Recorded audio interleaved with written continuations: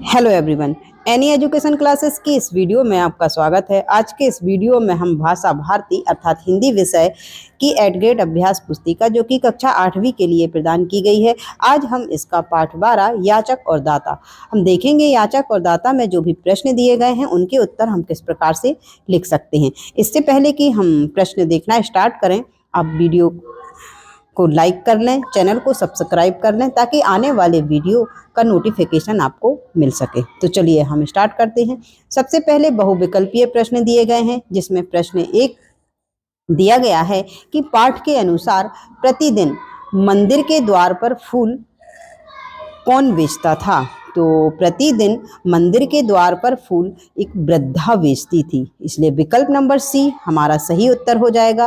प्रश्न क्रमांक 2, याचक और दाता कहानी में वास्तविक याचक किसे माना गया है। तो याचक और दाता कहानी में वास्तविक याचक माना गया है सेठ जी को, इसलिए विकल्प नंबर बी हमारा सही उत्तर है। प्रश्न क्रमांक 3, इसमें पूछा गया है कि होश में आने के बाद मोहन की स्थिति क्यों बिगड़ने लगी थी। तो होश में आने के बाद मोहन की स्थिति अपनी माँ वृद्धा माँ को ना देखकर बिगड़ने लगी थी, इसलिए विकल्प नंबर सी हमारा सही उत्तर है। प्रश्न क्रमांक 4, मोहन के पूर्ण स्वस्थ होने में कौन सी बात प्रमुख थी। तो मोहन के पूर्ण स्वस्थ होने में ममता, माँ की ममता, वृद्धा माँ को देखकर ही मोहन स्वस्थ होने लगा था, इसलिए विकल्प नंबर डी हमारा सही उत्तर है, ममता। प्रश्न क्रमांक 5, ममता में ता के स्थान पर त्वा प्रत्यय लगाने से नया शब्द बनेगा। तो ममता में त्वा प्रत्यय जब हम लगाएंगे ता को हटा करके, तो हमारा जो शब्द बनेगा वो बनेगा ममत्व। तो विकल्प नंबर बी हमारा सही उत्तर हो जाएगा। चलिए यहाँ से हमें रिक्त स्थानों की पूर्ति करना है, जिसमें प्रश्न क्रमांक 6 इसमें पूछा गया है कि साहित्य के नोबेल पुरस्कार से सम्मानित भारतीय खालिस्तान है। तो साहित्य के नोबेल पुरस्कार से सम्मानित जो भारतीय व्यक्ति हैं वह हैं रविंद्रनाथ ठाकुर। प्रश्न क्रमांक 7, निरुत्तर शब्द में प्रयुक्त उपसर्ग खालिस्तान है। तो निरुत्तर शब्द में जो उपसर्ग प्रयुक्त किया गया है वह है निर। प्रश्न क्रमांक 8, माँ की ममता ने खालिस्तान का काम किया। तो माँ की ममता ने औषधि का काम किया था। प्रश्न क्रमांक 9, सेठ बनारसी दास अपने बेटे के लिए वृद्धा माँ के आगे खालिस्तान बनकर खड़े थे। तो सेठ बनारसी दास वृद्धा माँ के सामने याचक बनकर खड़े थे। प्रश्न क्रमांक 10, प्राणों के लाले पड़ना खालिस्तान है। तो यह एक कहावत है। चलिए अब हमें अति लघु उत्तरीय प्रश्न देखना है, जिसमें प्रश्न क्रमांक 11 इसमें पूछा गया है कि मेरा बच्चा बहुत बीमार है। वाक्य में उद्धरण चिन्ह लगाकर फिर से लिख। तो इसमें मेरा बच्चा बहुत बीमार है, हम इसमें उद्धरण चिन्ह लगाकर वाक्य तो पूरा ही है, इसमें हम उद्धरण चिन्ह लगाकर इसे दोबारा लिख देंगे।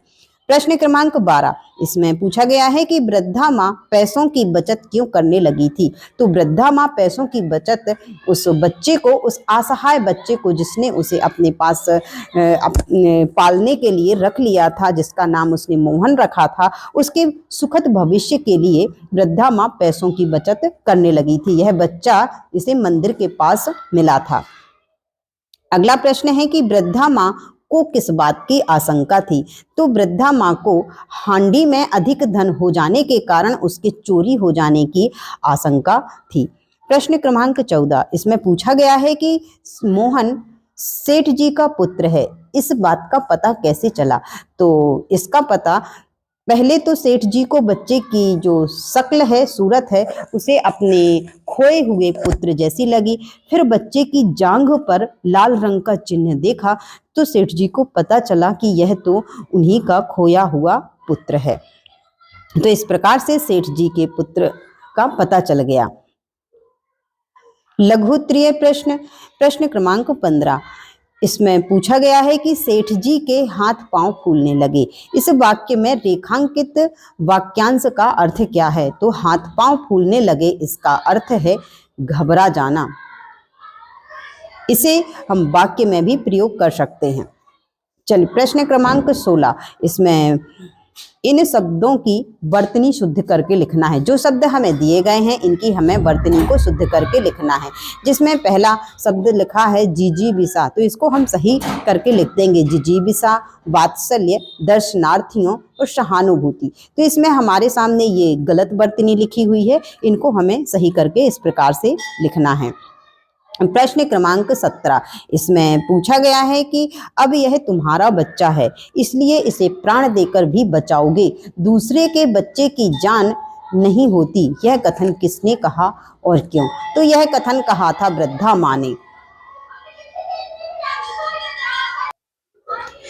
यह कथन है जो वो वृद्धा माँ ने सेठ बनारसी दास से कहा था, क्योंकि सेठ जी यह जानते हुए भी कि वृद्धा का पुत्र बीमार है, उसे उसके पैसे नहीं दे रहे थे, परंतु जैसे ही पता चला कि वृद्धा का पुत्र उन्हीं का खोया हुआ पुत्र है, तो इलाज के लिए जमीन आसमान एक कर दिए। यह देखते हुए ही वृद्धा ने ये वाक्य कहा था सेठ बनारसी दास से।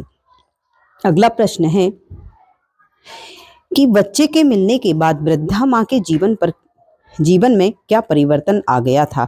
तो बच्चे के मिलने के बाद वृद्धा पहले से अधिक श्रम करने लगी थी, शीघ्र घर लौटने की कोशिश करती थी। अब वह बच्चे के भविष्य के लिए बचत भी करने लगी थी। बच्चे को प्रसन्न देखना उसके जीवन का एकमात्र उद्देश्य बन गया था। इस प्रकार से बच्चे के मिलने के बाद जो वृद्धा माँ है उसके जीवन में बहुत बड़ा परिवर्तन आ गया था, उसे जीने की एक वजह मिल गई थी। अगला प्रश्न है दीर्घोत्तरीय प्रश्न क्रमांक 19, इसमें पूछा गया है कि सेठ जी की पहचान देवभक्त और धर्मात्मा के रूप में थी। आप इस बात से सहमत हैं या नहीं? कारण सहित अपने विचार लिखिए। तो इस बात से सहमत हैं कि नहीं आपको ये बताना है, तो हम बता देंगे कि नहीं, मैं इस बात से सहमत नहीं हूँ। भले ही सेठ जी की पहचान देवभक्त और धर्मात्मा के रूप में थी, परंतु वास्तव में सेठ जी ऐसे नहीं थे। वे तो जरूरतमंदों को लूटने का काम करते थे। जिस प्रकार उन्होंने वृद्धा माँ के पैसे की हांडी जमा कर ली थी और फिर वृद्धा को आवश्यकता पड़ने पर उसके पैसे देने से इनकार कर दिया था, इस प्रकार सेठ जी की बाहरी छवि कुछ और थी और आंतरिक छवि उनकी बिल्कुल ही अलग थी।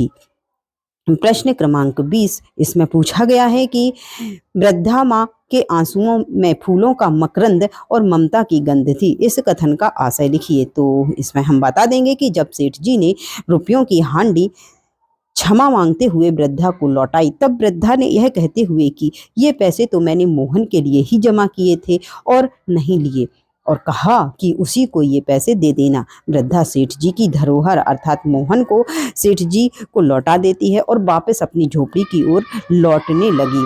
और लौटते समय वृद्धा रो रही थी, उसकी आंखों में आंसू थे और उसके उन आंसुओं में फूलों का मकरंद और ममता की गंध थी। तो देखिए, इस प्रकार से हमने जो ये पाठ है इसके सारे प्रश्न देख लिए हैं कि इनके उत्तर हम किस प्रकार से लिख सकते हैं। यदि वीडियो पसंद आया हो तो वीडियो को लाइक करें, चैनल को सब्सक्राइब अवश्य कर लें ताकि आने वाले वीडियो का नोटिफिकेशन आपको मिल सके और आप वीडियो का लाभ ले सकें। वीडियो को अपने दोस्तों के साथ भी शेयर कर दें। अब मिलते हैं हम अपने अगले वीडियो में। खुश रहिए, मस्त रहिए, एनी एजुकेशन क्लासेस के साथ जुड़े रहिए। जय हिंद, जय भारत।